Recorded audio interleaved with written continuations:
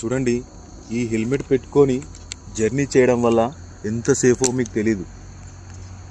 చూడండి, ఎలాంటి యాక్సిడెంట్ జరిగినా కానీ మనకు మెయిన్ ఎక్కడ ఏ పార్ట్కు తాకినా కానీ ఎంతో కొంతవరకు మనం బతికే అవకాశం ఉంటుంది. కానీ మెయిన్ ఏంటంటే ఈ నెత్తికి తాకితే మాత్రం మనము స్పాట్లో అప్పుడే చాలా వరకు చూస్తున్నాము. ఎక్కడ తాకినా ఏ పార్ట్లో తాకినా ఎంతో కొంత మనం బతికే ఛాయిస్ ఉంటుంది. కానీ మెయిన్ ఈ నెత్తికి హెడ్కు హెల్మెట్ పెట్టుకుంటే చాలా సేఫ్టీ. అందరూ కూడా గమనించండి.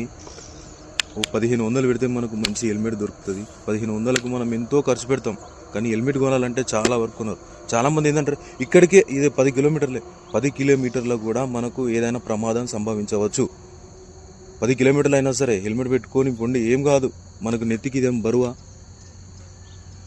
అందరూ బాగుండాలి, అందులో మనం ఉండాలి.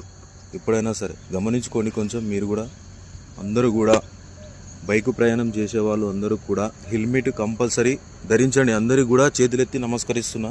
అందరూ కూడా హెల్మెట్, వితౌట్ హెల్మెట్ ఎవరు కూడా డ్రైవ్ చేయకండి ప్లీజ్. ఇప్పుడు చూస్తున్న ప్రజెంట్ పరిస్థితులు బాగలేవు.